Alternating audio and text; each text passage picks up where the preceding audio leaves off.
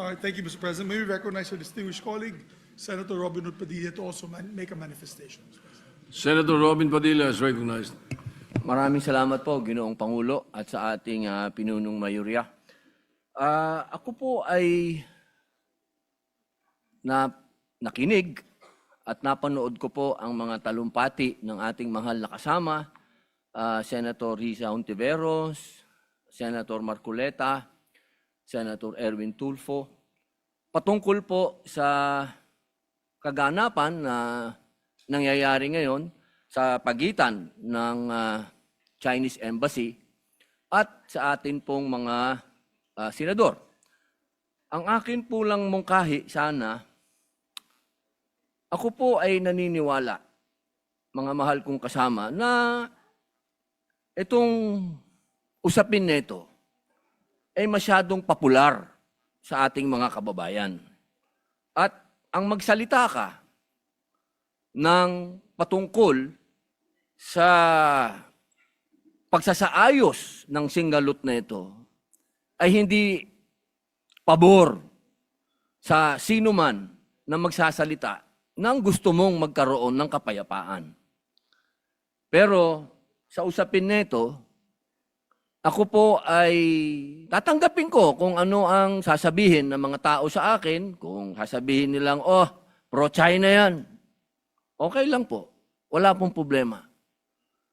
Ang akin pong gustong sabihin sa ating mga kababayan, alam niyo, ang isang bagay, pag hindi natin inayos, pag hindi tayo nagtulong-tulong na maayos, lalong-lalo na sa kapitbahay natin, kapitbansa natin, hindi po ito makatutulong sa atin. Hindi po ibig sabihin na ako'y pumapayag na pagsalitaan ng hindi maganda ang ating mga kasama ng Chinese Embassy. Aba, hindi rin naman tama yun.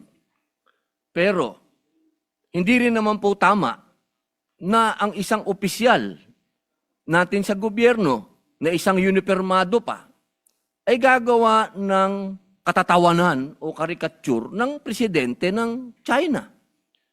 Sapagkat kanina po, habang nag-uusap kami ni Senator Amy Marcos, sabi ko sa kanya, kung yan, ginawa ng China sa ating Pangulo na si Bongbong Marcos, ako'y oposisyon, pero gagawin nila yan kay Bongbong, ay unang-una po ako magagalit.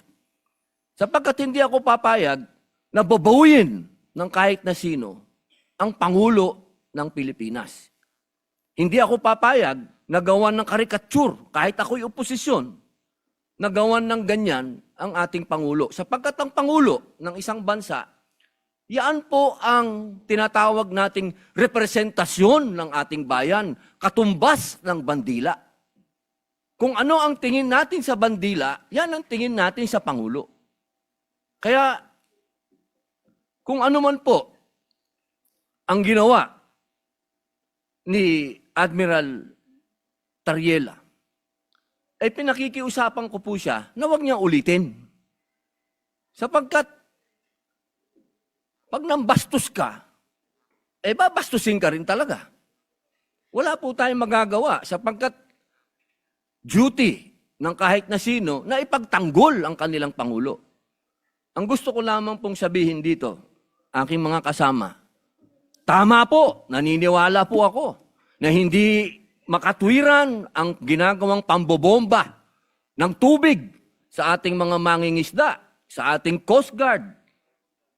Pero matagal ko na rin sinabi na may budget naman ng Coast Guard, ba't di kayo bumili ng mas malakas na water cannon at gumanti kayo? Hindi naman po pwede na lagi tayo magpapaawa. At parehas naman kayong tinatawag nating tanod ng Coast Guard kayo pareho. Hindi naman kayo gray ship. Ang gray ship, yun ang military. Kapag hindi naman pwede yun. Yun ang tinatawag natin na escalation. Pero kung dalawa kayong white ship dyan at nagbombahan kayo ng tubig dyan, walang ano yun. Walang issue yun, walang escalation yun, dahil pareho kayong tanod baybayin. Pareho kayong nagpoprotekta ng coast natin. Pero para sa usapin nang ikaw ay magtatalumpati at gagawin mong katatawanan yung Pangulo ng isang bansa, eh palagay ko, inuulit ko po, ako po ay oposisyon. Pero kahit sinong gumawa niyan sa presidente ko, hindi ako papayag. Ako'y tatayo din at talagang makakatikim din sa akin yun ng mga salitang hindi niya makakain. Sapagkat sa akin, anuman ang political affiliation natin, pagdating sa Pangulo sa ibang bansa, iisa tayo. Solid dapat tayo, nakatayo dapat tayo sa Pangulo natin, pag-usapin na ng ibang bansa na.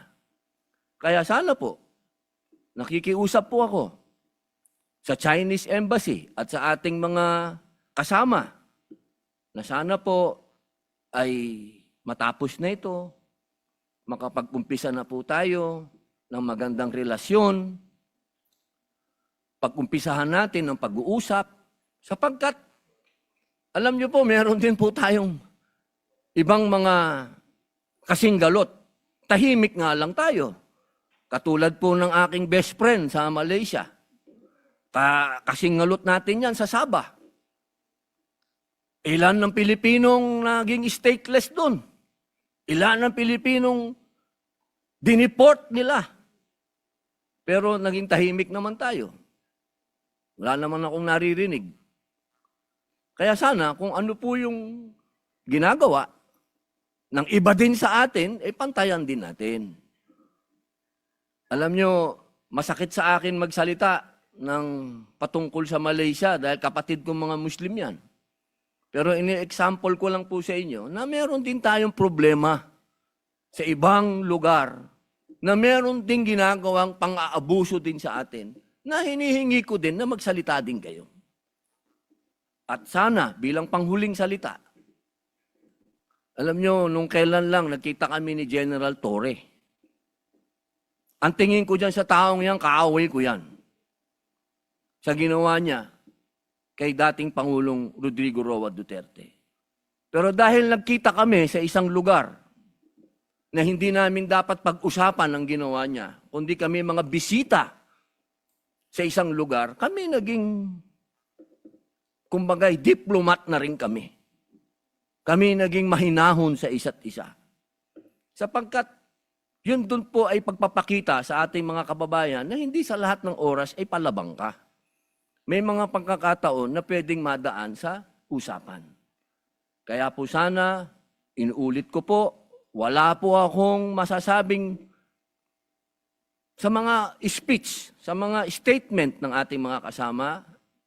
Naniniwala po akong may katwiran po ang inyong mga sinasabi. Kaya niya lamang po, sana, pagsabihan din po natin yung mga unipermadong personel ng ating bansa na magdahan-dahan din lang. Pwede ka namang mag-speech nang wala kang gagawing karikature o katatawanan ng isang Pangulo ng bansa. Yun lamang po, maraming salamat po, Ginoong Pangulo at sa ating pinunong mayorya. Majority Leader. Thank you, Mr. President. May we also recognize Senator J.V. Harris.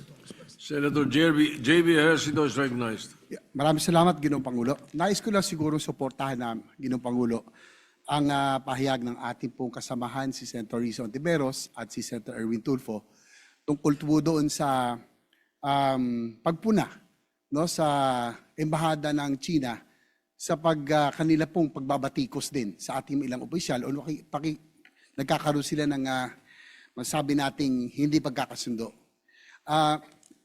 Ginoong Pangulo, ako po ay nag-aral sa isang Chinese school, sa Xavier School, no? At mahal ko po ang aking mga kaklase at mga kababata sa eskwelahang ito dahil sila po ay kasama kong lumaki hanggang po sa high school. Ngunit, ako po ay consistent na bumabatikos din sa China dahil sa kanilang ginagawa sa West Philippine Sea. Hindi po ako sang-ayon at hindi ako magpipikit mata na lamang sa kanilang pangaharas sa ating pong mga mangingisda na pinagkakaitan ng hanap buhay. Lalong hindi ako sang-ayon sa kanilang pambabastos sa ating mga Coast Guard. Naputulan pa nga ng daliri ang isa sa ating Navy, no, sa isang insidente. Ngunit, Ginoong Pangulo, hindi, muli liliwanagin ko, hindi ako galit sa mga Chinese people. Ang galit po ako sa gobyerno ni Xi Jinping na expansionist at pilit na inaagaw ang ating pong teritoryo. Nagkaroon po ako ng pagkakataon, Mr. President, doon po sa IPU, dahil hindi po nagpunta ang dating Senate President po natin, ako po ang nagrepresenta sa ating pong Senado at nagsalita po sa forum at nandun po ang iba't ibang bansa. At inihayag ko ang sitwasyon sa West Philippine Sea at ginagawa po ng China sa ating po dito, sa ating pong Navy at sa Coast Guard at sa mangingisda. Siyempre, natural na tumindig din po ang representante ng China at siyempre po inihayag yung kanila pong posisyon. Magsasalta pa ako kaya lang ayaw na akong payagan at ang presiding officer ay taga Malaysia, buti na lang po ay Malaysian Chinese. At nagulat po siya, ako po yung nag-Mandarin, nag-Chinese po ako, kaya natawa siya, ako yung nakapagsalta muli. Kaya inihayag natin at ang ating posisyon at naiklaro natin na talagang ang China ay talagang hindi ginagalang at nirerespeto ang desisyon ng UNCLOS.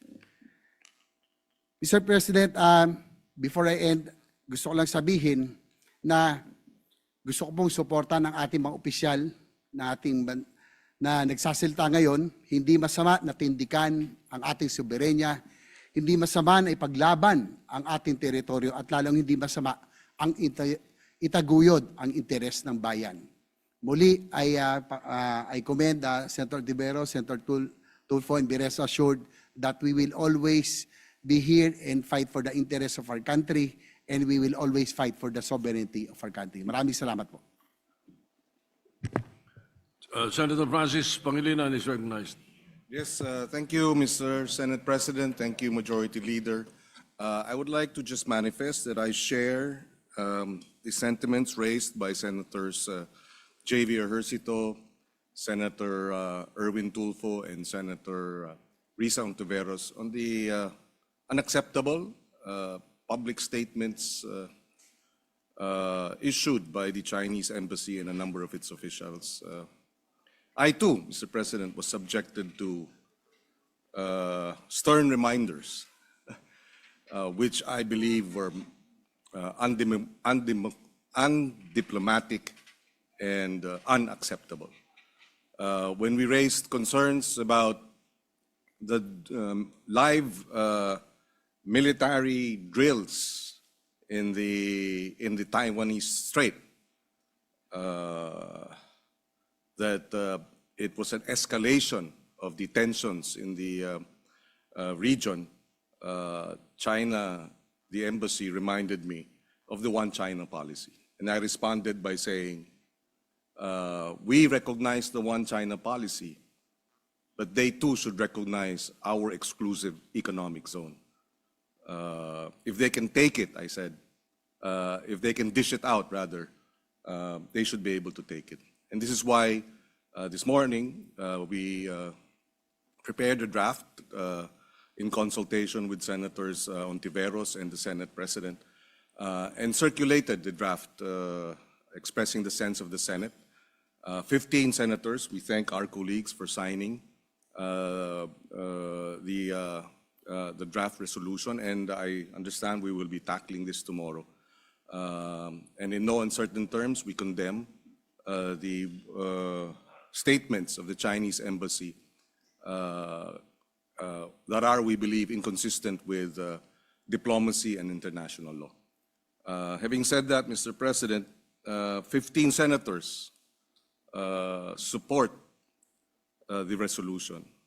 The Department of National Defense has condemned the public statements of the Chinese embassy. The National Security Council likewise has expressed its opposition to the statements of the Chinese embassy. The Department of Foreign Affairs has likewise expressed serious concern about the statements being issued by the Chinese embassy. Now, Mr. President, is the time to unite. The Senate We call on the House of Representatives as well to issue a similar statement and adopt it. Now is the time for the country, the executive, the legislative branches of government to unite behind what I believe to be the bullying of a power, a superpower. And I believe the only way to deal with the bully is to stand up to it. And we thank our colleagues in the Senate for responding and asserting our sovereignty and our, as an institution, the Senate is a partner of the Executive Department in crafting foreign policy in this country. And therefore, this resolution sends a strong signal. We do not wish to have tensions with China, but we likewise do not wish to give up our sovereignty and our rights over the exclusive economic zone in the West Philippine Sea. Ipaglalaban natin yung atin. Maraming salamat for the record, Mr. President. Thank you.